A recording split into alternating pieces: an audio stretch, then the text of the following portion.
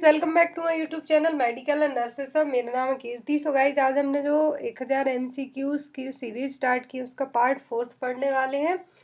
साथ ही साथ part 3rd में क्वेश्चन रॉन्ग हो गया था तो उसको भी हम यहाँ पर करेक्ट करेंगे। और जो भी लोग चैनल पर नए हैं चैनल को सब्सक्राइब जरूर कर लें, साथ ही साथ बेल आइकॉन को प्रेस कर लें। और मैंने आज ही इंस्टाग्राम पर अकाउंट ओपन किया है मेडिकल एंड नर्सेज हब के नाम से, तो उसकी लिंक आपको इसी वीडियो के डिस्क्रिप्शन बॉक्स में मिल जाएगी।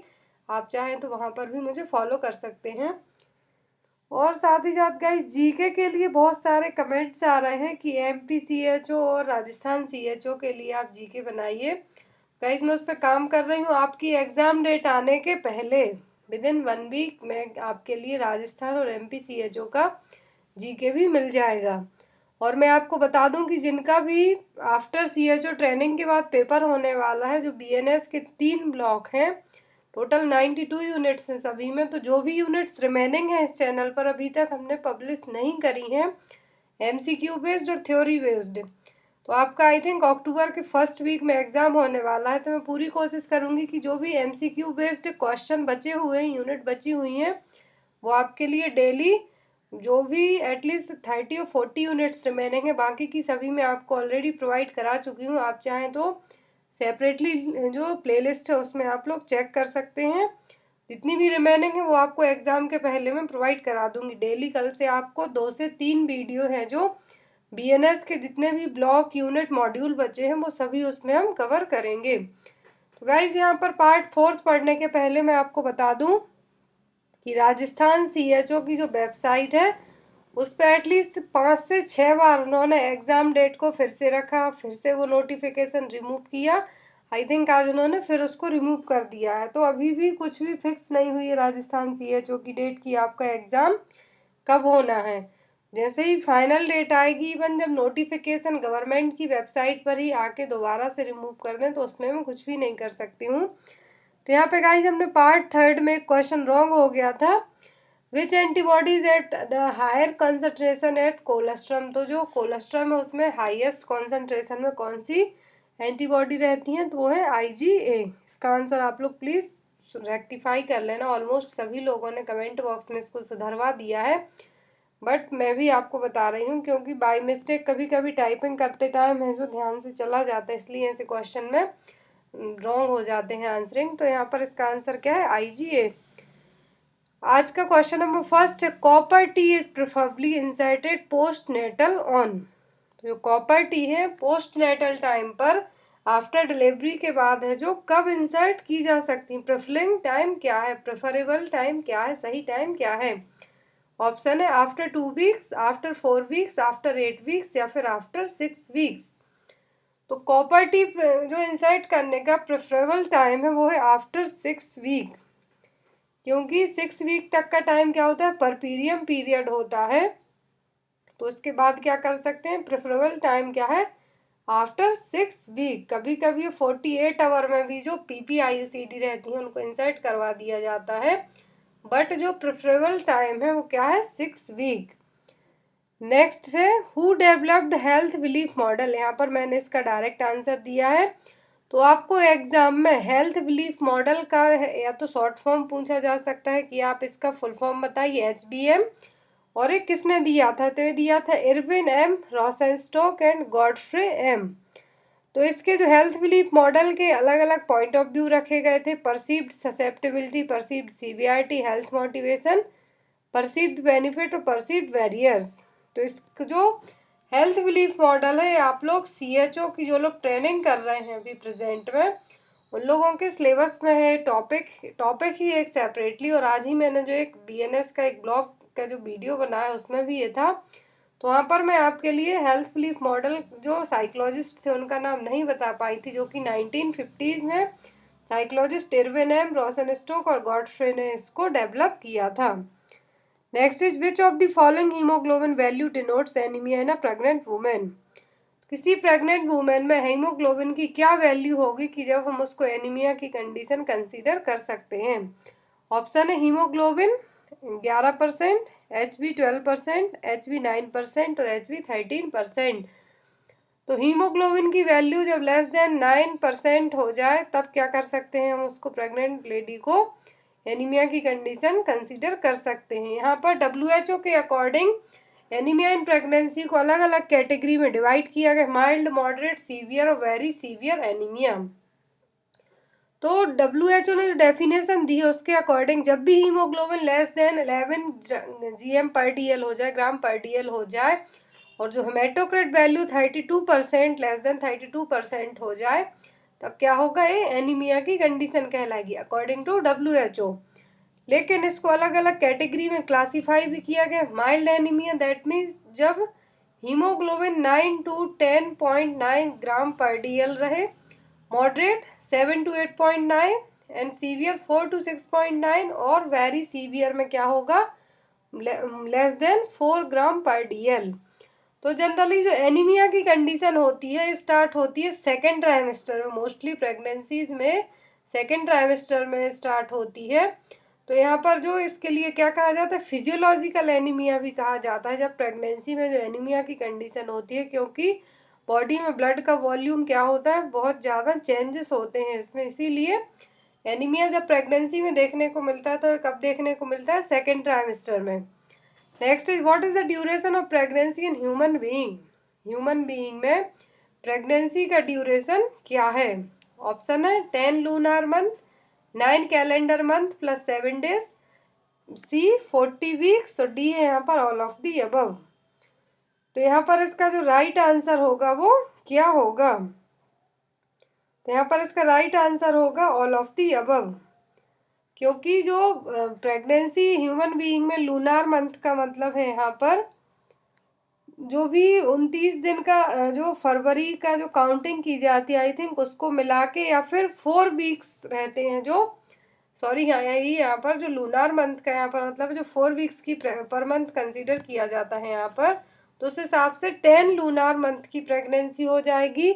और जो EDD कैलकुलेट करते हैं वो 9 calendar month plus 7 days calculate करके हैं, और टोटल जो डॉक्टर्स डेट देते हैं वो कितनी 40 वीक्स की देते हैं। तो इस हिसाब से जो ड्यूरेशन है प्रेगनेंसी का वो कितना हो जाएगा, 10 लूनार मंथ और 9 कैलेंडर मंथ प्लस 7 डेज और 40 वीक्स।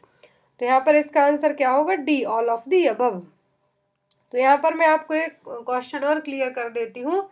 यदि क्वेश्चन ए आए एग्जाम में कि एम्ब्रियोलॉजिस्ट के अकॉर्डिंग प्रेगनेंसी का ड्यूरेशन कितना होता है, और आपको ऑप्शन में रहा 40 weeks, 9 calendar month plus 7 days, 10 lunar month और 266 डेज, तो आपको मार्क करना होगा 266 दिन को, क्योंकि एम्ब्रियोलॉजिस्ट के अकॉर्डिंग जो प्रेगनेंसी का ड्यूरेशन माना जाता है वो कितना होता है, 266 दिन का, 266 डेज का।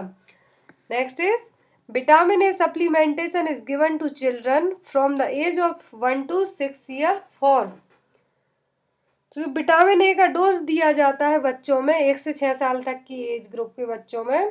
तो 1 से 6 साल तक के एज के बच्चों में यदि विटामिन ए का डोज दिया जाता है तो कितने मंथ के गैप में दिया जाएगा, 3 मंथ, 6 मंथ, ईयरली या फिर 8 मंथ। तो जो विटामिन ए सप्लीमेंट दिए जाते हैं बच्चों में 1 to 6 ईयर के लिए, तो ये जो गैप होता है बीच में वो होता है 6 मंथ का। एक्चुअल में इसको 2 कैटेगरी में डिवाइड किया गया है। एक तो है इन्फेंट 6 to 11 मंथ तक, जिनके लिए 1 लाख IU यूनिट है जो विटामिन ए डोज दिया जाता है। आपको एग्जाम में आ सकता है कि जो इन्फेंट है 6 to 11 मंथ के या फिर 1 ईयर एज तक के, तो उनके लिए जो विटामिन ए का डोज कितना होता है, 1 लाख IU यूनिट, और इनको जो DPT का 3rd डोज है उसी के साथ में इसको भी दिया जा सकता है। और चिल्ड्रन जो 12 मंथ टू 59 मंथ की एज ग्रुप के हैं इनको 2 लाख यूनिट है जो दिया जाता है, क्या, विटामिन ए का डोज, IU है डोज दिया जाता है। तो आपको याद रखना है 6 to 11 मंथ में कितना, 1 लाख IU, और जो 12 मंथ टू 59 मंथ की एज ग्रुप के हैं उनको 2 लाख IU। ये भी एग्जाम में आपको कई बार आ सकता है। और जो 1 से 6 साल तक के एज ग्रुप के बच्चे हैं उनमें कितने इंटरवल में कितना ड्यूरेशन बीच में गैप दिया जाता है, तो हर 6 मंथ में उनके लिए विटामिन ए सप्लीमेंट्स दिया जाता है। Next is vaccine contraindicated during pregnancy is. Pregnancy में कौन सी वैक्सीन कॉन्ट्राइंडिकेट है, रूबेला, OPV, टिटनेस या फिर इन्फ्लुएंजा। तो वैक्सीन कॉन्ट्राइंडिकेट है प्रेगनेंसी में वो है रूबेला वैक्सीन। और साथ ही साथ यहाँ पर प्रेगनेंसी की वैक्सीन तो हो गई कि कौन सी कॉन्ट्राइंडिकेट है। जो वैक्सीनेशन को लेके एक और बहुत ज़्यादा क्वेश्चन आता है CHO और इवन हर एक एग्जाम में, वो ये है कि किस तरीके के बच्चों के लिए या फिर बच्चों की कौन सी हिस्ट्री रहे जब उनको डीपीटी वैक्सीन है, जो पर्ट्यूसिस वैक्सीन है स्पेशली, वो नहीं दी जाती। तो क्या है, कन्वर्जन की हिस्ट्री हो जिन भी बच्चों में, चाहे वो फेब्राइल फिट्स हो या फिर नॉन फेब्राइल फिट्स वाले बच्चे हों, उनके लिए पर्ट्यूसिस वैक्सीन नहीं दी जाती, क्योंकि ये और ज़्यादा फिट्स लाने के, सीजर्स लाने के चांसेस बढ़ा सकती हैं। Next is breast is the modification of which gland. तो जो ब्रेस्ट है किस ग्लैंड का मॉडिफिकेशन है? Sebaceous gland, Bartholin's gland, sweat gland या फिर एंडोक्राइन ग्लैंड। जो ब्रेस्ट और मेमरी ग्लैंड है ये मॉडिफिकेशन है किसका? स्वेट ग्लैंड का। तो यहाँ पर आंसर क्या होगा? सी। मेमरी ग्लैंड्स क्या करती हैं? ब्रेस्ट मिल्क का प्रोडक्शन करती हैं, और एक इसका मॉडिफाइड रूप है स्वेट ग्लैंड का, जिसको हम हिंदी में कहें पसीने वाली जो ग्रंथि हैं उनका। तो यहाँ पर जो बोथ सेक्स में ब्रेस्ट प्रेजेंट रहते हैं, बट यहाँ पर आपको एक क्वेश्चन और आ सकता है, यदि ब्रेस्ट डेवलपमेंट मेल्स में हो तो वो कंडीशन क्या कहलाएगी? वो कहलाएगी गायनेकोमस्टिया। आपको याद रखना है कि जो मेल्स में यदि ब्रेस्ट का डेवलपमेंट होता है किसी किसी केस में, तो वो क्या कहलाएंगे? गायनेकोमस्टिया वाले पेशेंट। तो यहाँ पर इसका राइट आंसर क्या होगा? C, sweat gland. ब्रेस्ट किसका मॉडिफिकेशन रूप है? स्वेट ग्लैंड का। Next is contraction stress test is also known as. तो कॉन्ट्रैक्शन CST टेस्ट है, इसको और क्या कहा जाता है? ऑप्शन है oxytocin challenge test, stress test, both A and B और D, none of the above. तो कॉन्ट्रैक्शन स्ट्रेस टेस्ट का जो दूसरा नाम है वो क्या है? Oxytocin challenge test, OCT। और इसका मेन काम क्या है कि फीटस की जो वेल बीइंग है, जो कॉन्ट्रैक्शन हो रहे हैं चाइल्ड बर्थ के टाइम पर, फीटस उसको किस तरीके से हैंडल कर पा रहा है। तो फीटल जो कॉन्ट्रैक्शन हो रहे हैं चाइल्ड बर्थ पर, तो फीटस की वेल बीइंग को चेक करने के लिए ऑक्सीटोसिन चैलेंज टेस्ट या फिर जो स्ट्रेस टेस्ट है इसको परफॉर्म किया जाता है। कॉन्ट्रैक्शन स्ट्रेस टेस्ट को परफॉर्म किया जाता है फीटल की वेल बीइंग और हार्ट रेट को चेक करने के लिए। Next is the process of development of matured ovum is called. तो जो मैच्योर ओवम की जो प्रोसेस होती है डेवलप होने की, वो क्या कहलाती है? ओव्यूलेशन, यूफोरिया, oogenesis या फिर oocyte। तो मैच्योर्ड ओवम डेवलपमेंट की जो प्रोसेस कहलाती है वो क्या कहलाती है? ओव्यूलेशन।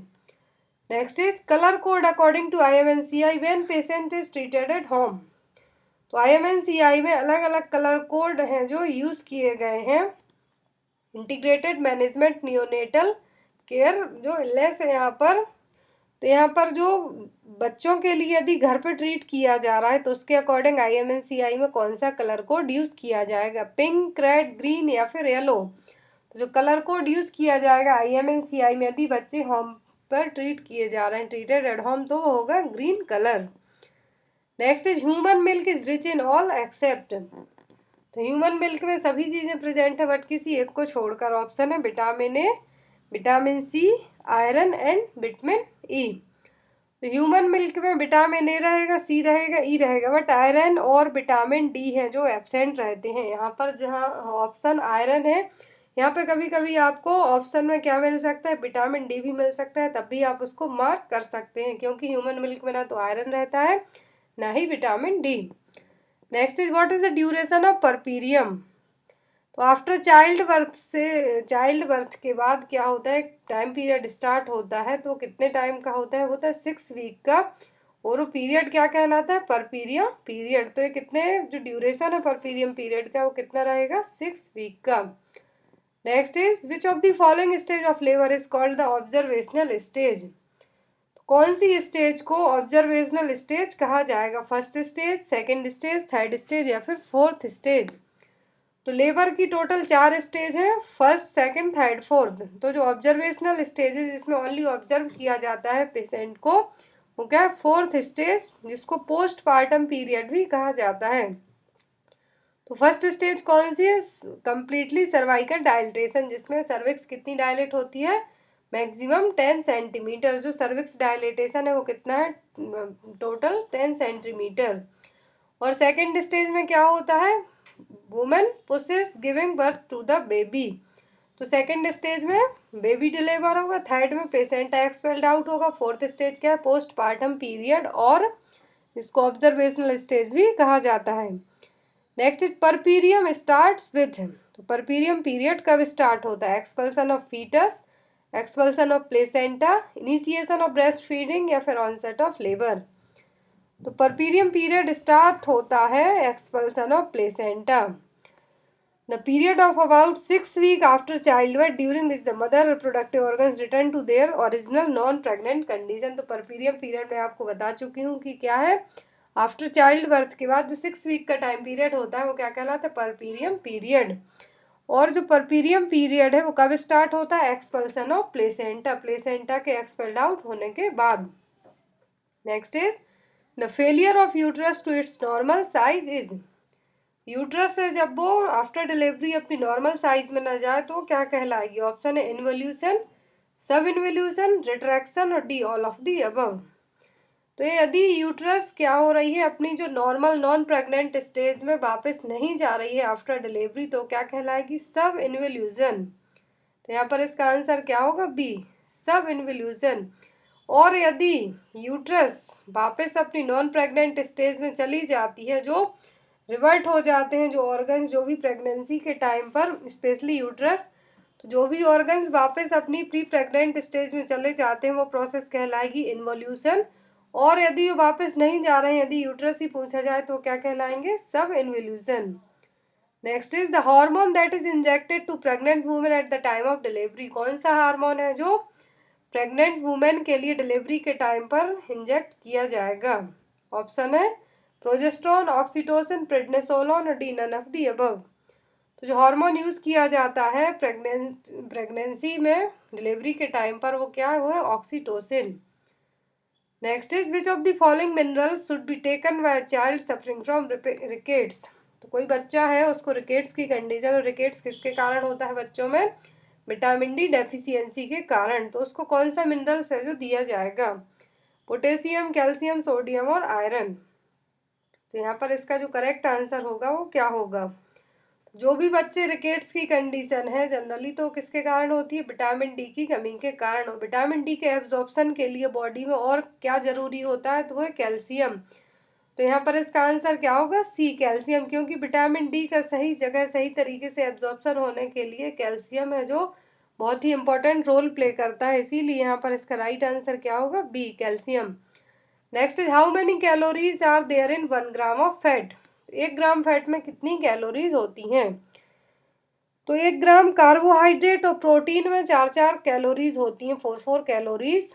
बट फैट की बात की जा रही तो 1 ग्राम फैट में टोटल 9 कैलोरीज हैं जो प्रेजेंट होती हैं। Next is how many days zinc tablet given in diarrhoea control programme.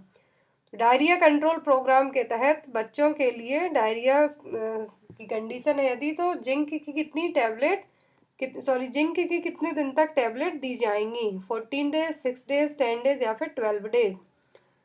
तो जो जिंक टैबलेट दी जाएंगी वो दी जाएंगी टोटल 14 डेज। इसको भी WHO और यूनिसेफ ने अलग अलग कैटेगरी में डिवाइड किया है कि 10 से 14 दिन तक बच्चों को यदि एक्यूट डायरिया की कंडीशन है तो 20 mg जिंक टैबलेट दी जाएगी। यदि इन्फेंट अंडर 6 मंथ ओल्ड है तब उसको 10 mg, और यदि 6 मंथ से अबव है तो कितना देना है? 10 से 14 दिन तक 20 mg जिंक टैबलेट देनी है, maximum 14 days.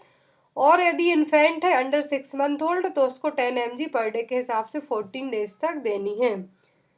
Next is PPIUCD stand for, ये भी कई बार क्वेश्चन आया हुआ है CHO में। तो यहाँ पर PPIUCD का फुल फॉर्म क्या है? तो इसका फुल फॉर्म है post partum intrauterine contraceptive device. After delivery के बाद जो पोस्टपार्टम पीरियड है जो भी IUCD इंसर्ट की जाती है वो क्या कहलाती है? PPIUCD। एक क्वेश्चन आप लोगों के लिए, इसका आंसर आप लोग कमेंट बॉक्स में देना। साथ ही साथ मैं इसका आंसर आपको जो नेक्स्ट सीरीज रहेगी सीरीज 5th उसमें दूंगी। क्वेश्चन है administration of measles vaccine to a child is a measure of. तो बच्चे में मीजल्स वैक्सीन एडमिनिस्ट्रेशन करना है तो ये किस तरीके का मेजरमेंट हो जाएगा? Treatment, health promotion, specific protection या फिर रिहेबिलिटेशन। सो गाइज ये थे यहाँ पर टोटल 20 क्वेश्चन। एक क्वेश्चन आपके लिए, इसका आंसर आप लोग जरूर कमेंट बॉक्स में देना। तो thank you for watching us, bye bye.